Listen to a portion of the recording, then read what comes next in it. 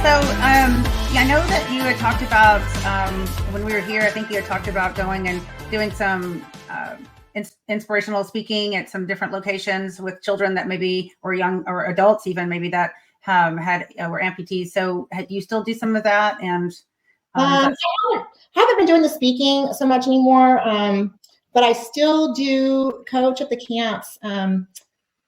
Nevadability Athletics. It's actually a faith-based nonprofit. I remember you talking about this place. Yes. Yeah, Nevadability Athletics, and so all the kids are learning different, and it's just sports because there's so many camps for kids like that, and they do arts and crafts and music and whatever. But Sam Kuno is the founder of this camp, and he wanted to create a camp that is for limb different kids that's just sports.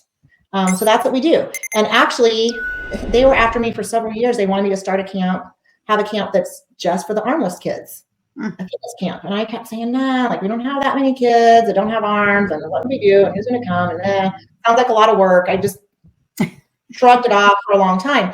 But then, 2020 hit, and then they couldn't have their big summer camp, and there wasn't much going on that year. And they started, when they were able to, having more smaller camps around the country, all over the place. And so I finally said, okay, I'll do one. So I put on my first camp last year, Fitness Unarmed camp through Nevadability. Ooh, I like the name. Yeah. And it was actually amazing. And I mean, I knew it would be rewarding because it is every year when I go to summer camp. The coaches, we're there for the kids, and we think we're helping them and changing their lives and enriching their lives, but really they do the same for us.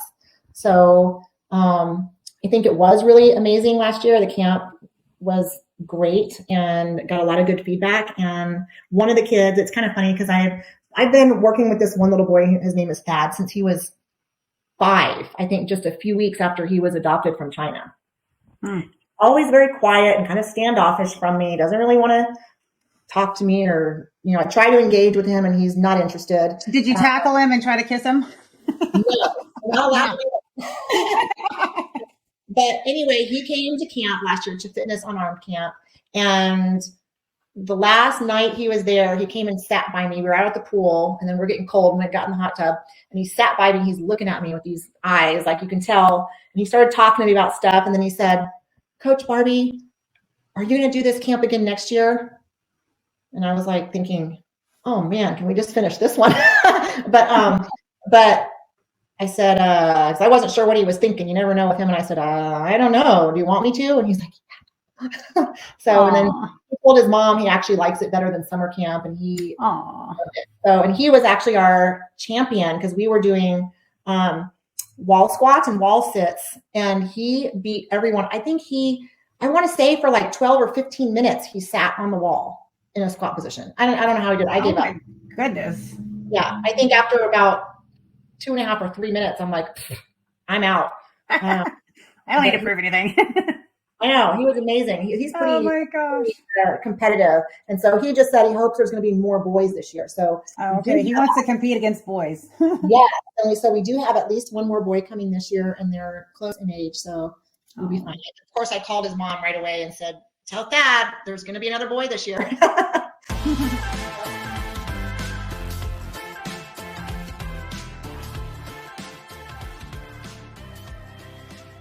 Yeah, we always are in need of donations and sponsors. And first night is our meet and greet. We do a make your own pizza party at some friends. They have an amazing house, and they provide all the stuff, and they have a pizza kitchen, and they made it really fun for the kids last year. And then Friday, we're going to be at the gymnastics gym. And I did that because I learned with a couple of them when they were small, because when I lost my arms, I already knew how to run and walk and all that. But when you're born without arms, especially, it takes longer for them to learn how to walk and run. And, our center of gravity is a little bit different. And it can be scary when you're on a trampoline and you're kind of in space, in the air, and kind of learning how to balance and keep your center of gravity and, just body awareness. So I thought, I want to incorporate that, trampoline and balance beam and even just little small tumbling things. So we'll be at gymnastics. We do a little shoe tying clinic so they can learn how to tie shoes with their toes, because who else is going to teach them, right? Other than, I mean, someone else who's like them.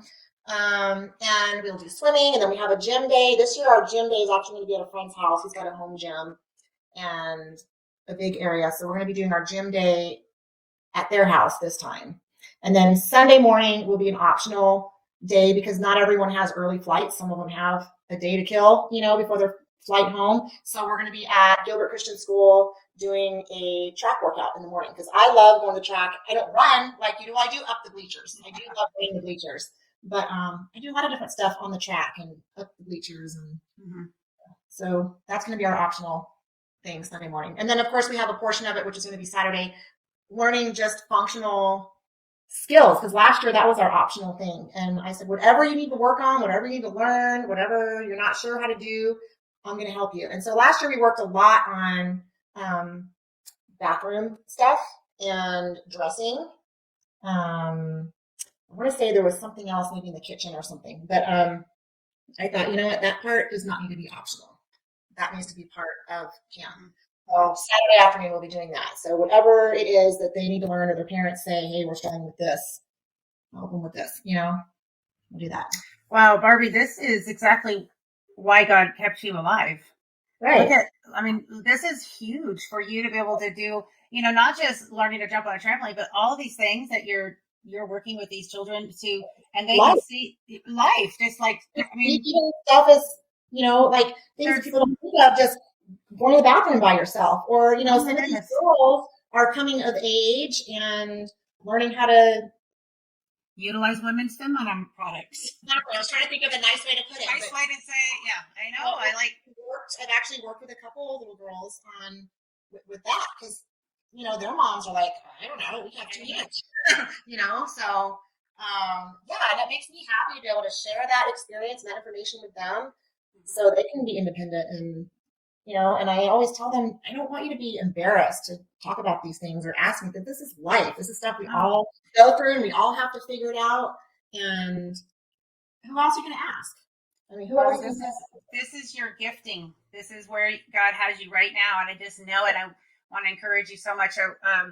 This is a really very special thing you're doing. And I'm not shy. So I think that's a good thing. I'm not shy. You're like, hey, we got to learn this. Let's do it. Let's do it. Exactly. Wow. What are you thinking as far as this month? Are you going to do more than the one a year? Or are you going to do them every few months? Or? Gosh, no, once a year for that. Although I was thinking about doing one for adults, like a retreat type thing for adults with no arms, because I noticed at my camp last year, some of the other coaches, that there were things they were having to get help with, and things I noticed they weren't comfortable with, or they were being self-conscious about. And so I asked, you know, would something like this be helpful for adults? Like maybe not a fitness camp. Maybe we can incorporate some fitness, because that's how you incorporate that. A life camp.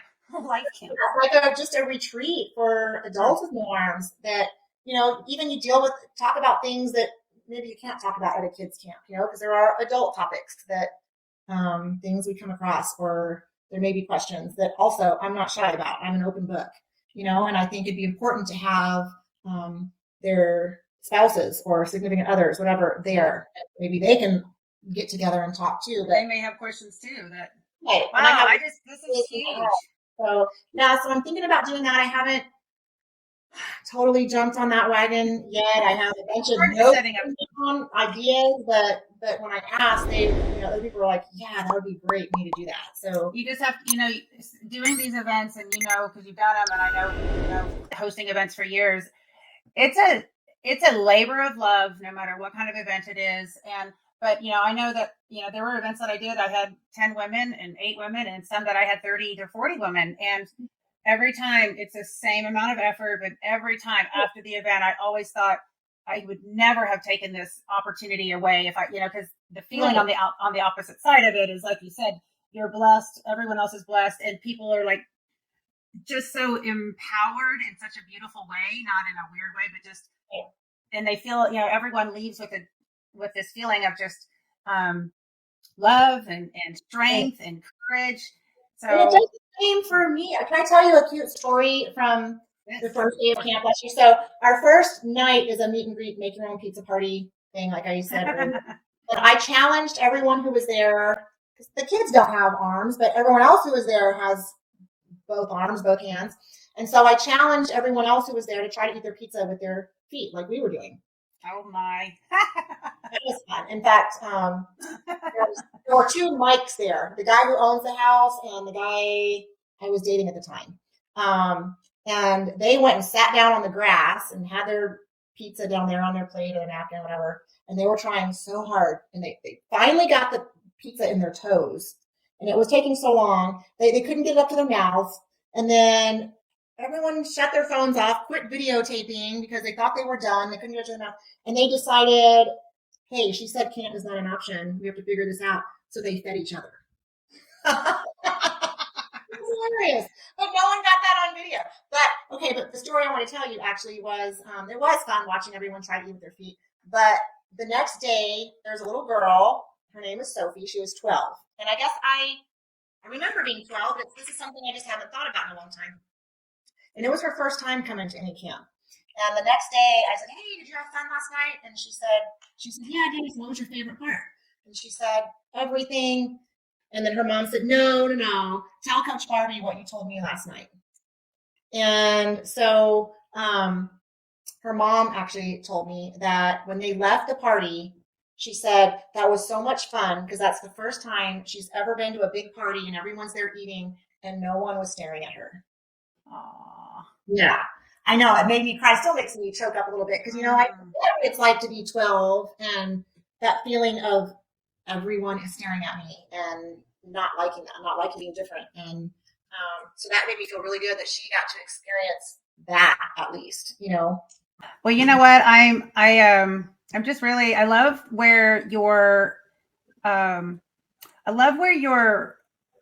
softness has come, because we've talked, and I was thinking this earlier, and I know you're just kind of a blunt person too. So I was thinking, I bet Barbie gets tired of discussing all of this with people, and you've been doing this for years, right? Like your whole life, and people want to know, and yeah, I totally understand. So it's like you know, but it's such a remarkable story. We can't help but ask questions and want, but what I've noticed in talking to you in this time period is that, you know, you've shared all this stuff and you've answered all the questions, and you've been very gracious with that information.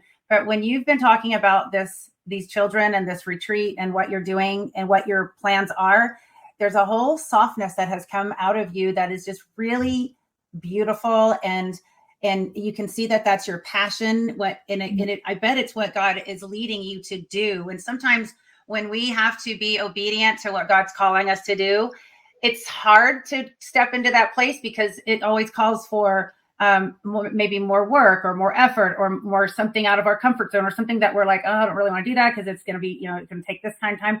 But when we are being obedient to what God's calling us to do, we get the most gratification, satisfying, and big heart from it.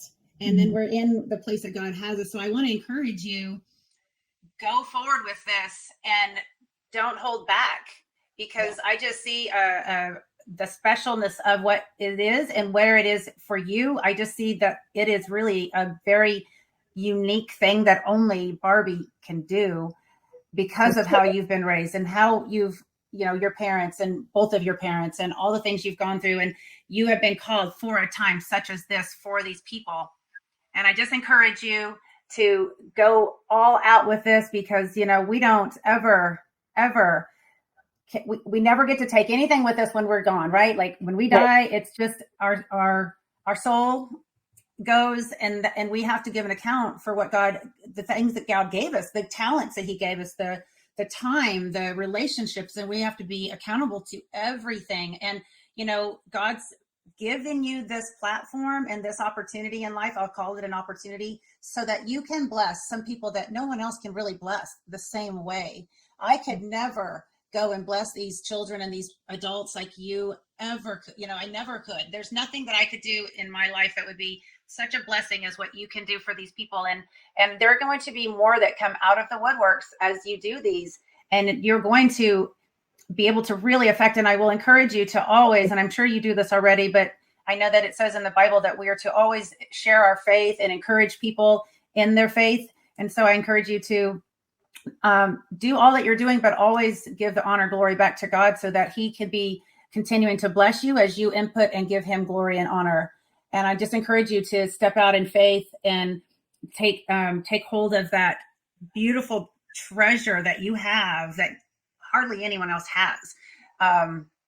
And just, with all of the things that you are capable of doing, your mindset, your faith, your love. And I just wanted you to see, I just saw this whole transformation of your spirit come out, and the light and the radiance of you. You're already beautiful, but it just you could just see it oozing out of you, how excited, you are about this, really and truly. And I wanted to ask you too, and I know we're going to need to wrap up here in a little bit, but is there anything else that you want to share or talk about, even for a couple of minutes, that has nothing to do with you not having limbs?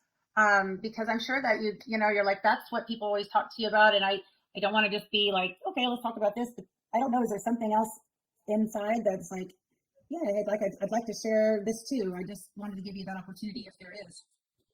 I don't know, I'd have to think about that one, because yeah, it usually is, talking about how I do things, or I don't know, I get a lot of people asking me how I do my makeup, or Yeah.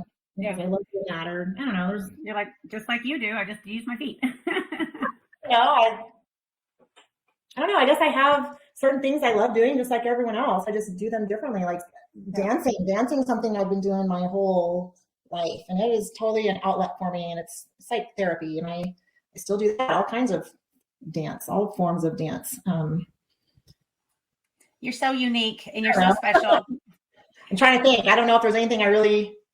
Okay. Well, I just figured I had to ask, and it was on my heart to just say, I know there's a lot of different levels and dynamics of you, and I don't want, it just to be about this, but I think, it's such a precious story, and God, like you said in the beginning of this, God kept you here for a reason, and it is to share this story and to inspire others. But I think that at the end of all of it, the inspiration has to always come back to the faith that you possess inside, that you can share that with someone else and lead them to the truth of life, and where, what we're all responsible for someday when we meet our creator, what we did with what he gave us, the talent. And this is a talent. You have a talent.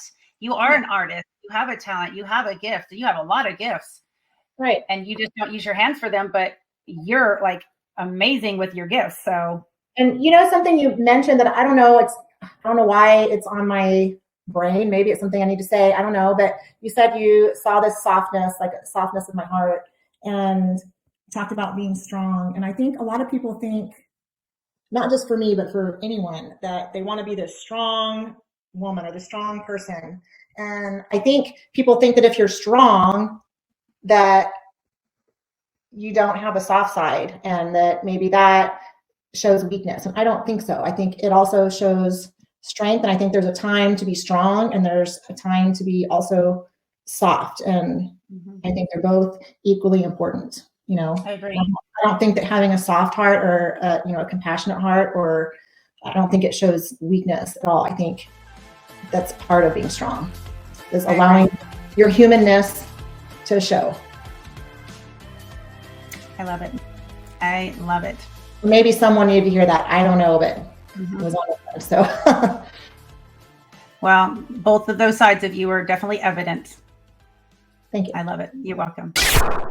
Hi, everyone. Monica here. Just wanted to thank you so much for watching the Monica Brant Show. And don't forget to subscribe, like, share these videos. And oh yeah, and that little bell notification, don't forget to click that so you'll get more great content every time there's a show uploaded, or a video, or anything else. So you guys, thank you so much for your support. And as always, stay fit and love life.